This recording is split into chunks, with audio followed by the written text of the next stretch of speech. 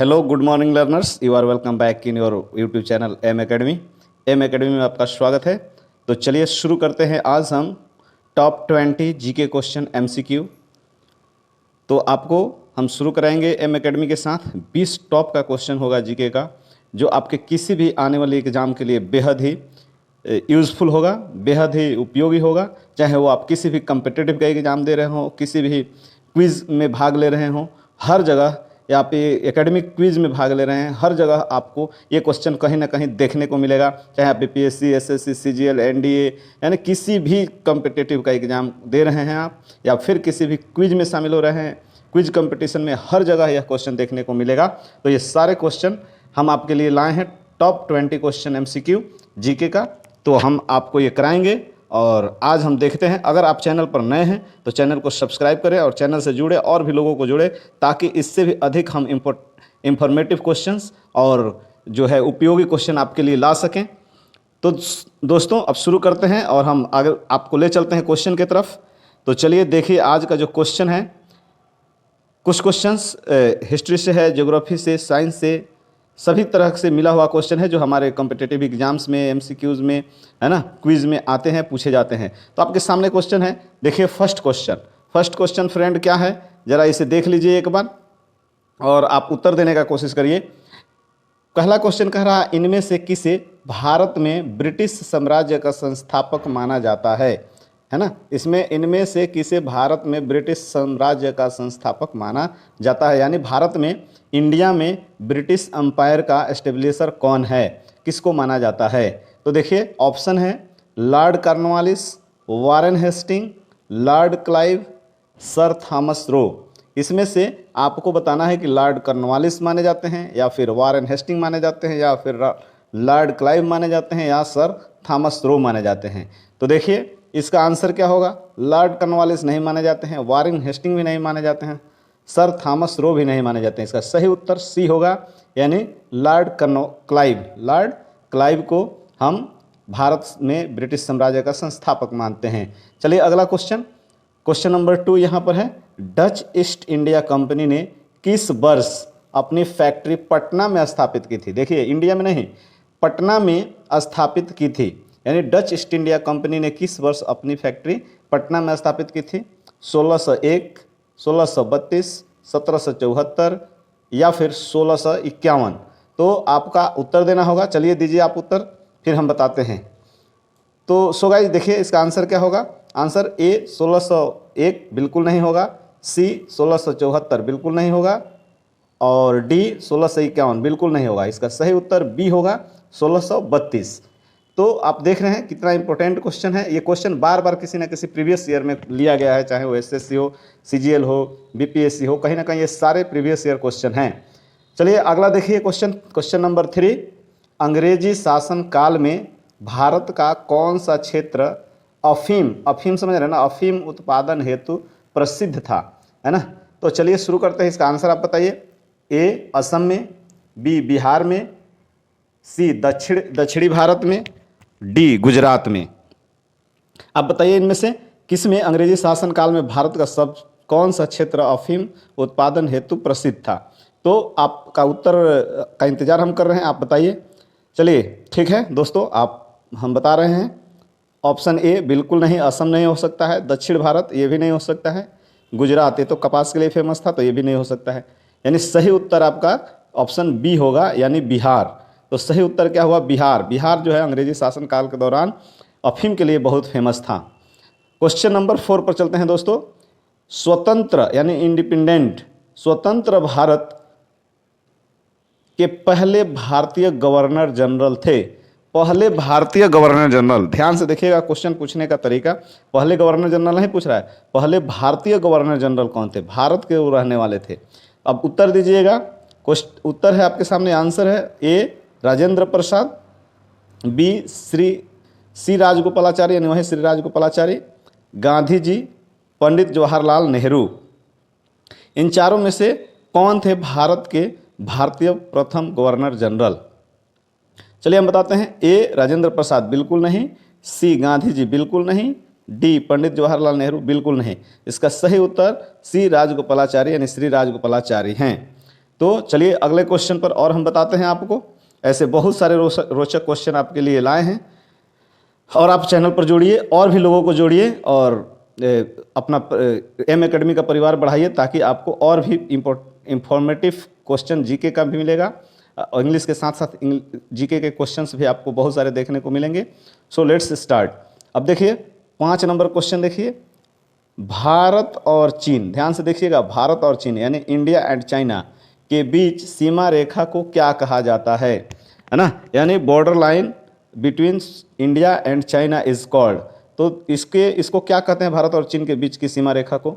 इसका नाम क्या है? ए इंदिरा पॉइंट, बी डुरंड रेखा, सी मैकमोहन रेखा, या फिर डी रेड क्लिफ रेखा। तो आप बताइए इसमें क्या होगा। चलिए हम बताते हैं।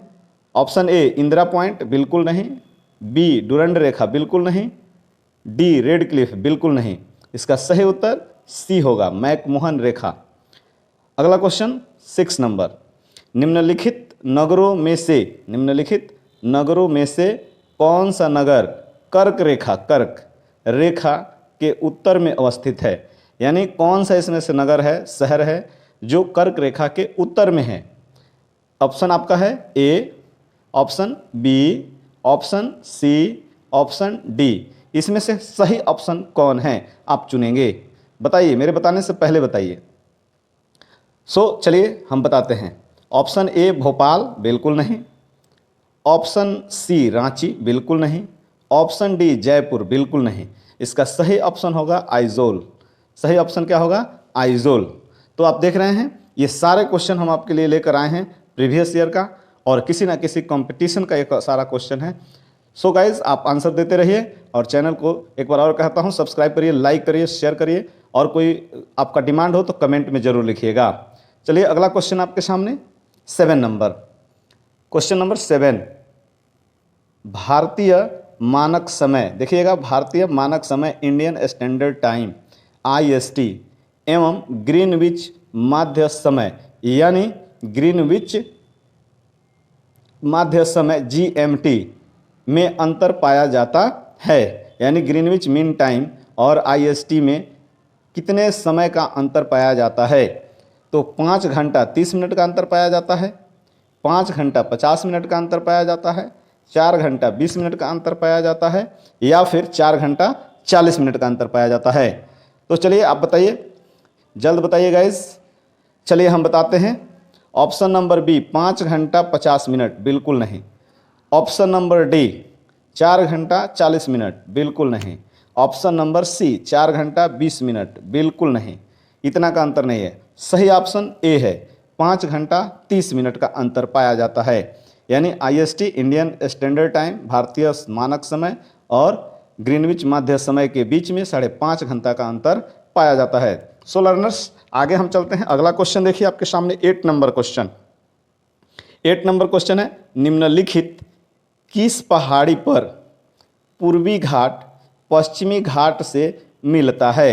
यानी निम्नलिखित में से किस पहाड़ी पर पूर्वी घाट और पश्चिमी घाट मिलता है? आप पूर्वी घाट पश्चिमी घाट समझ रहे हैं ना, ये जो इंडिया का नक्शा होता है नीचे वाला हिस्सा आप देखे होंगे, तो इधर वाला जो है ये पूर्वी घाटी है और इधर वाला पश्चिमी घाटी है। दोनों आकर कहाँ मिलती है? यहाँ एक पहाड़ी है जिस पर ये मिलती हैं। इस पहाड़ी का क्या नाम है? यही पूछ रहा है कि पूर्वी घाटी और पश्चिमी घाटी से आकर जिन पहाड़ी पर मिलती हैं, इस पहाड़ी का नाम क्या है? तो चलिए ऑप्शन है आपके सामने, आप समझ गए होंगे। ए पालनी पहाड़ी, बी अन्नाई मुड्डी पहाड़ी, सी नीलगिरी पहाड़ी, और डी सेवराय पहाड़ी। तो आप आंसर दीजिए, फिर मैं बताता हूँ। तो चलिए हम बता रहे हैं। ए बिल्कुल नहीं, पालनी पहाड़ी नहीं होगा। बी अन्नाई मुड्डी पहाड़ी बिल्कुल नहीं है, ये साउथ में है लेकिन ये नहीं है। फिर सेवराय की पहाड़ी बिल्कुल नहीं, और फिर नीलगिरी, यानी सही उत्तर क्या होगा? नीलगिरी पहाड़ी होगा। यानी यहीं पर ये दोनों पश्चिमी घाटी और पूर्वी घाटी दोनों मिलते हैं, दोनों पर्वत श्रेणियां यहाँ आकर मिलती है। तो आप समझ गए हैं गाइज। अब हम चलते हैं अगले क्वेश्चन पर। अगर आप चैनल पर नए हैं, पहली बार विजिट कर रहे हैं, तो सब्सक्राइब कर लें, क्योंकि हम आपके लिए ऐसे ही दमदार क्वेश्चन लाएंगे जो आने वाले किसी भी एग्जाम और किसी भी क्विज कंपटीशन या किसी भी प्रकार के परीक्षाओं में ये क्वेश्चंस आपको देखने को जरूर मिलेगा, निश्चित मिलेगा। So guys share it, subscribe it and like it and if you have any doubt you can comment in this comment box. Okay guys, so let's next question number 9 प्रकाश वर्ष, ध्यान से देखिएगा, प्रकाश वर्ष यानी लाइट ईयर किसकी इकाई है, किसकी यूनिट है? Light year is unit of which unit, यानी किसकी यूनिट है प्रकाश वर्ष? तो समय की, यानी ये समय नापने की चीज़ है प्रकाश वर्ष, या दूरी नापने की, या फिर गति मापने की, या फिर डी प्रकाश मापने की, यानी किसकी इकाई है ये प्रकाश वर्ष? किसकी इकाई है? समय की, दूरी की, गति की, या प्रकाश की? आपको समय देते हैं, आप बताइए। चलिए ठीक है, आप मैं बताता हूँ। समय ए बिल्कुल नहीं, बी गति बिल्कुल नहीं, सी प्रकाश बिल्कुल नहीं। इसका सही उत्तर है बी, यानी सही उत्तर क्या है? बी है, यानी दूरी का। प्रकाश वर्ष किसकी इकाई है? दूरी का इकाई है। आगे क्वेश्चन नंबर 10 है आपका, निम्नलिखित में से कौन सी अदिश राशि है? निम्नलिखित में से कौन सी अदिश राशि है? पहला बल, दूसरा दाब, तीसरा वेग, और डी चुंबक बल। इसमें से कौन जो है अदिश राशि है आपको बताना है। अब बताइए, जल्द से जल्द बताइए। सो चलिए हम बताते हैं लर्नर्स। ए बल बिल्कुल नहीं, सी वेग बिल्कुल नहीं, डी चुंबक बिल्कुल नहीं। ये सही उत्तर है बी, यानी दाब। दाब जो है एक अदिश राशि है, स्केलर क्वांटिटी है ना। और क्वेश्चन भी पूछा गया अदिश राशि, मैं बता दूं स्केलर क्वांटिटी इसको कहते हैं, यानी इसमें से स्केलर क्वांटिटी कौन सा है? तो वो है दाब। बाकी सब ये वेक्टर क्वांटिटी है, याद रखिएगा, यानी सदिश क्वांटिटी है। सो आप समझ रहे होंगे। अब चलते हैं, अगला क्वेश्चन आपके सामने है, और क्वेश्चन नंबर 11 ठोस कपूर से कपूर वाष्प, यानी ठोस कपूर जो होगा, सॉलिड कपूर होगा, उससे जो है वाष्प कपूर बनने की प्रक्रिया को कहते हैं। जब ठोस है और जब वाष्प वो बनता है, तो इस प्रक्रिया को, ठोस से वाष्प बनने की प्रक्रिया को क्या कहा जाता है? ऑप्शन आपके सामने है, वाष्पीकरण, ऑप्शन बी विलीय का संघटन और विलीय का संघटन, और फिर सी है ऊर्ध्वाधपतन, और डी है पिघलना। तो चलिए, वाष्पीकरण ए, बी विलीय का संघटन, और सी ऊर्ध्वाधपतन, या फिर डी पिघलना। चलिए आपका आंसर आना चाहिए। चलिए ठीक है, मैं बताता हूँ। ए वाष्पीकरण बिल्कुल नहीं, बी विलय का संघटन बिल्कुल नहीं, डी पिघलना बिल्कुल नहीं। इसका सही उत्तर ऊर्ध्वापातन, इसका सही उत्तर सी हुआ।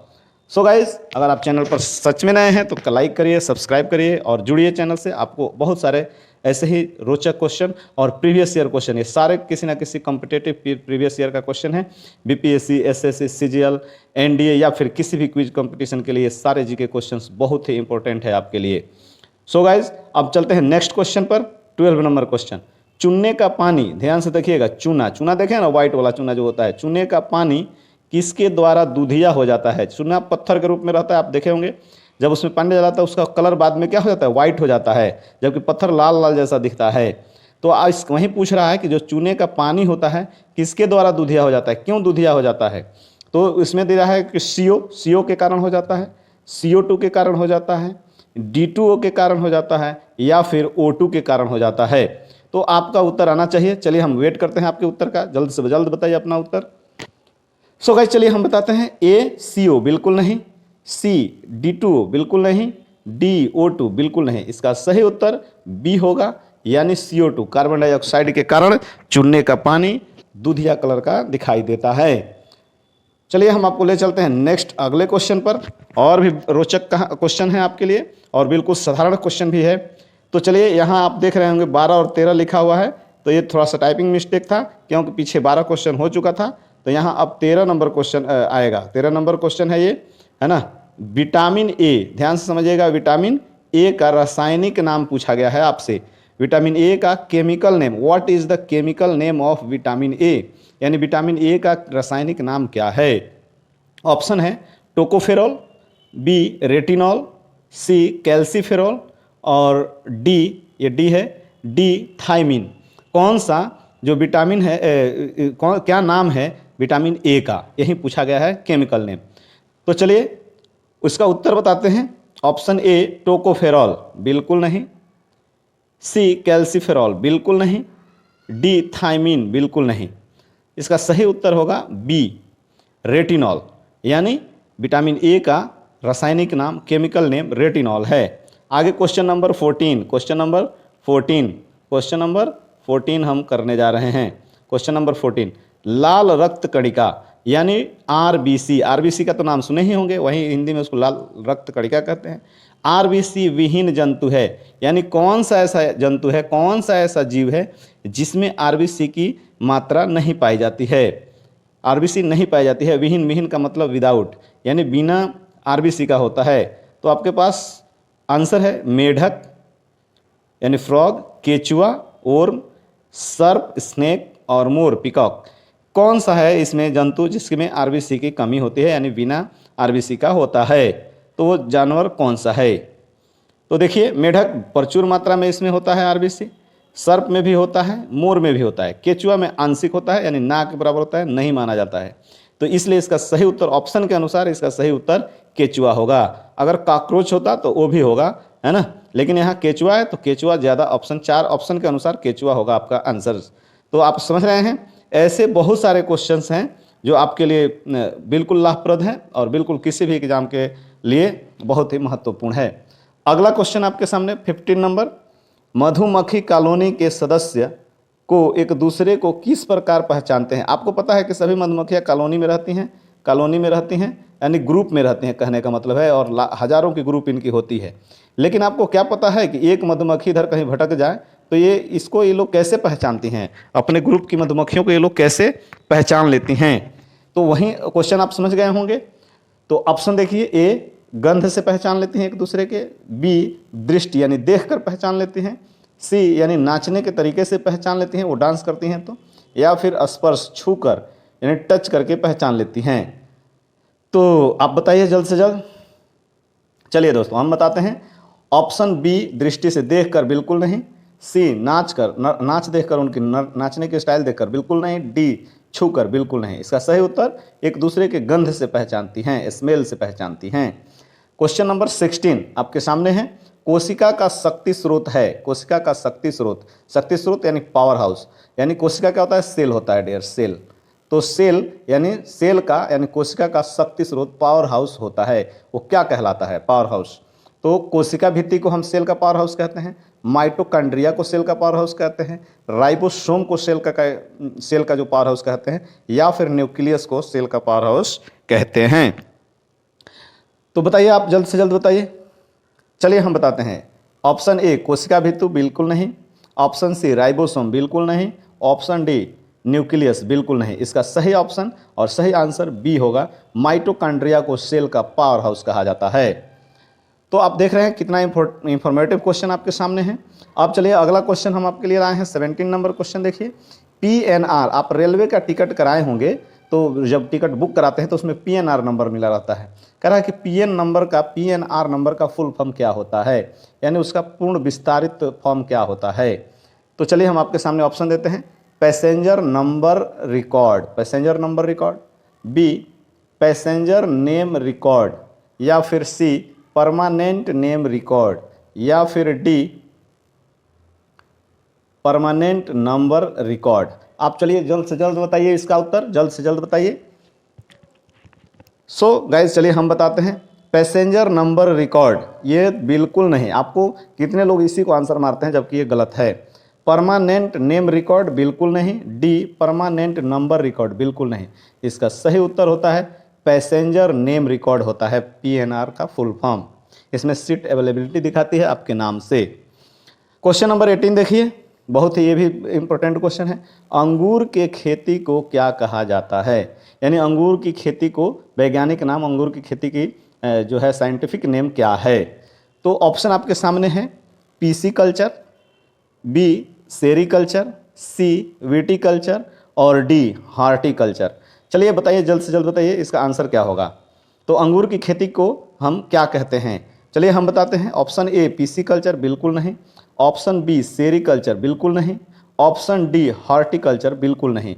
अंगूर की खेती का वैज्ञानिक नाम यानी अंगूर की खेती को हम विटीकल्चर कहते हैं। ऑप्शन नंबर सी आपका सही होगा, सही जवाब। सो अब चलिए नेक्स्ट और लास्ट क्वेश्चन।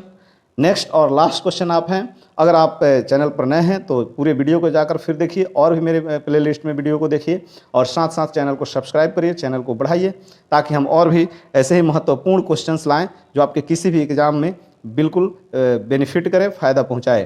तो चलिए आपके सामने 19 नंबर क्वेश्चन है, जिम कॉर्बेट नेशनल पार्क किस राज्य में है? जिम कॉर्बेट नेशनल पार्क किस राज्य में है? आप समझ गए हैं?